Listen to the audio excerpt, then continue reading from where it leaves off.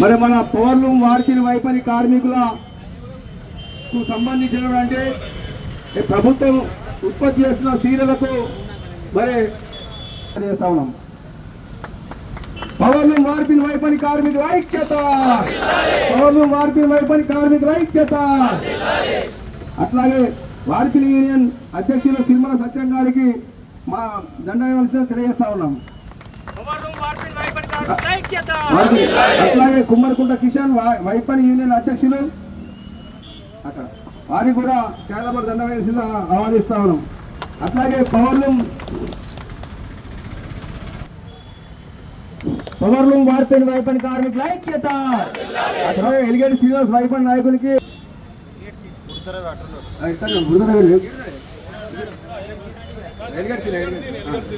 వార్పిన్ నాయకుడు సిపిఎం జిల్లా కార్యవర్గ సభ్యులు అక్క విమలక్క,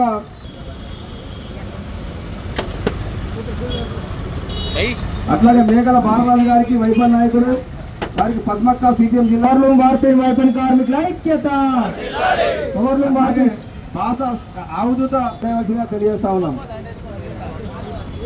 అట్లాగే భాషా శ్రీధర్ గారికి అన్నదాస్ గణేష్ గారు, పవర్లూమ్ కస్తూరి సంతోష్ గారికి సదానందం మత్స్య సదానందం గారు, కస్తూరి సతీష్ గారికి మన ప్రజల జిందాబాద్ జిందాబాద్ సిఐటియు జిందాబాద్ జిందాబాద్. ఇప్పుడు దీక్షా శిబిరాన్ని ఉద్దేశించి పరిష్కరించాలి పవర్లూమ్ వార్పిన్ వైపరి కార్మికుల సమస్యలను. జిందాబాద్ సిఐటియు పోరాడదాం, పవర్లూమ్ వార్పిన్ వైపరి కార్మికుల సమస్యలు పరిష్కరించేంత వరకు. కోడవరమణ గారికి అధ్యక్షులు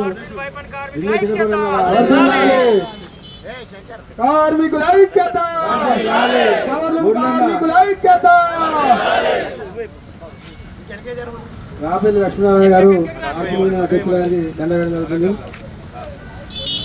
కార్మికుల ఐక్యత, కార్మికుల ఐక్యత. మురళన్న, అట్లాగే శ్రీనన్న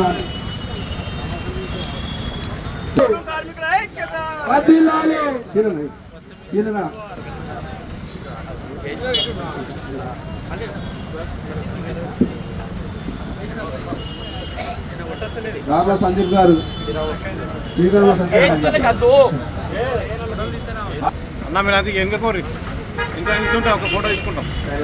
ధన్యవాదాలు తెలియజేస్తాను. ఇప్పుడు మన శిబిరానికి వచ్చి మనకు సంఘీభావం మద్దతు తెలియజేస్తూ సంపూర్ణంగా మద్దతు తెలియజేస్తూ వచ్చినటువంటి టీఆర్ఎస్ పార్టీ ప్రముఖులందరికీ, పట్టణ అధ్యక్షులు జిందల్ చక్రపాణ గారికి, అట్లాగే వాళ్ళ కౌన్సిలర్ మాజీ కౌన్సిలర్లందరికీ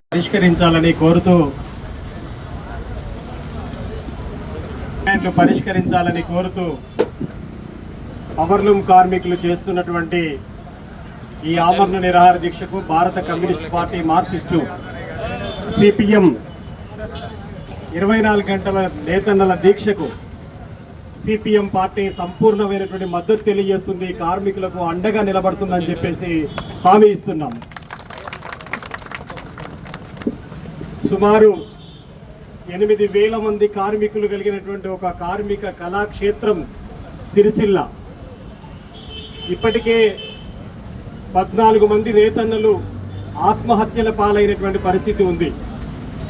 ఇంతకుముందు ఈ సిరిసిల్ల అంటే నేతన్నలకు ఉరిసిల్లగా మారినటువంటి పరిస్థితి ఉండేది. కార్మికులు సిఐటియు నాయకత్వంలో సాధించుకున్నటువంటి కొన్ని పోరాటాల వల్ల కార్మికులకి ఎంతో కొంత మేలు జరిగినటువంటి మాట వాస్తవం. కానీ ఈరోజు జరుగుతున్నటువంటిది ఏమిటి? ఈరోజు బ్యానర్ మీద పెట్టిన వాటిలలో గొంతమ్మ కోరికలు లేవు. గతంలో పాలిస్టర్ చీరల విషయంలో జరిగినటువంటి ఒప్పందం ఏదైతే ఉందో ఆ ఒప్పందాన్ని సంపూర్ణంగా యథావిధిగా అమలు చేసేటువంటి పరిస్థితి లేదు.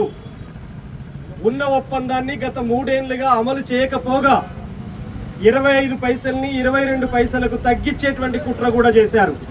అంటే రోజువారీగా ధరలు పెరుగుతున్నాయి, కార్మికులు ఇంకా అదనంగా పెంచమని చెప్పేసి ఎక్కడ అడుగుతాడో అనేటువంటి ఉద్దేశంతో ఈరోజు గత అగ్రిమెంట్ను కూడా యథావిధిగా అమలు చేయకుండా కార్మికులకు ఆ అగ్రిమెంట్నే ఉల్లంఘించినటువంటి పరిస్థితి ఉంది.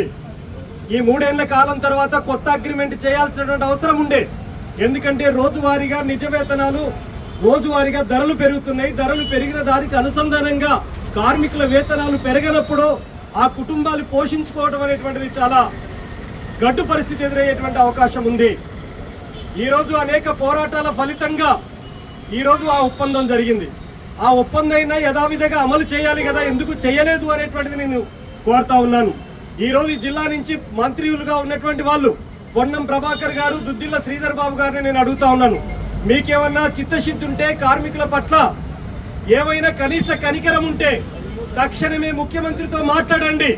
ఇమ్మీడియట్లీ కార్మికుల యొక్క 24 గంటల దీక్షను విరమించమని చెప్పేసి కోరుతున్నాను. ఎందుకంటే వారం రోజులుగా కార్మికులు ఇంత ఎండ, ఎన్ని డిగ్రీల ఉష్ణోగ్రతతో ఎండ కొడుతుందో చూడండి. ఈ ఎర్రటి ఎండలో టెంట్ వేసుకొని కార్మికులు ఇక్కడ ఉంటున్నారంటే ఏమిటి కారణం అని ఆలోచించమని చెప్పేసి నేను కోరుతున్నాను.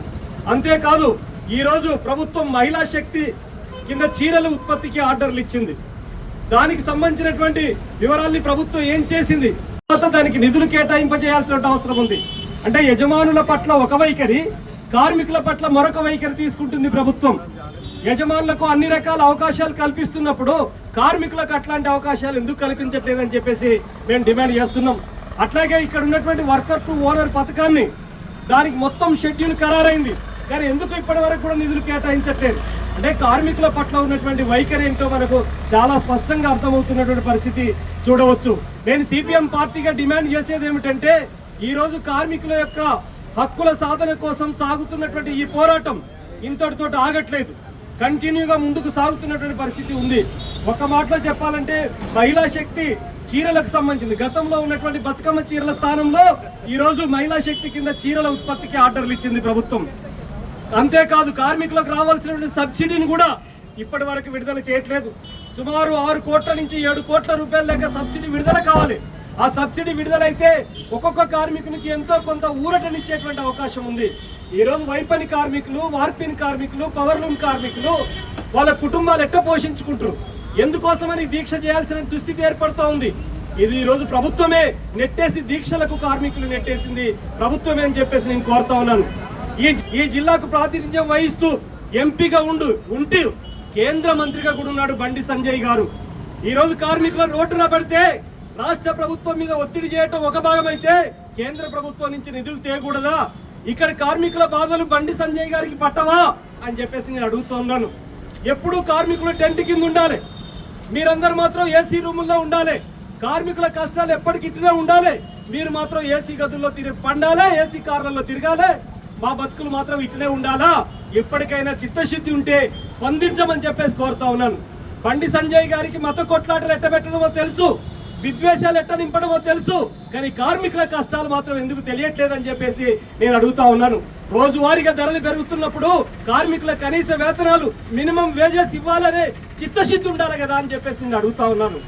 అంతేకాదు మిత్రులారా, మనం ఆలోచించాలి ఇక్కడ ఒకటే ఒక విషయాన్ని. ఈరోజు చాలా మంది ఇక్కడ దుష్ప్రచారం చేస్తున్నారు. ఏమని చేస్తున్నారు? ఇప్పుడు ఇక్కడ టెంట్ వేస్తే కాంగ్రెస్ అధికారంలో ఉంటే టీఆర్ఎస్ వాళ్ళు టెంట్ వేయించారని చెప్పేసి దుష్ప్రచారం చేస్తున్నారు. ఇక్కడ ఉన్న ఏ కార్మికుడికి ఏ పార్టీతో సంబంధం లేదు. కార్మికులు తమ పొట్ట గడవటం ఎట్లా, తమ పిల్లల్ని పోషించుకోవటం ఎట్లా, తమ పిల్లల యొక్క చదువులు ఎట్లా, తమ పిల్లలకు భవిష్యత్తు ఎట్లా అనేటువంటి దాంతో ఇక్కడ పోరాటంలో దిగుతున్నారు. ఎవడి దాక్షిణ్యాల కోసం టెంట్ వేయరు. ఓట్లు వచ్చినప్పుడు ఓట్ల సంగతి చూస్తున్నప్పుడు, కానీ ఈ రోజు కార్మికుల ముందున్నటువంటి కనీస కర్తవ్యం, ఈ రోజు ప్రభుత్వాలు ఇచ్చిన వాగ్దానాలు అమలు చేయాలనే ఉద్దేశంతో ఇక్కడ చేస్తున్నారు.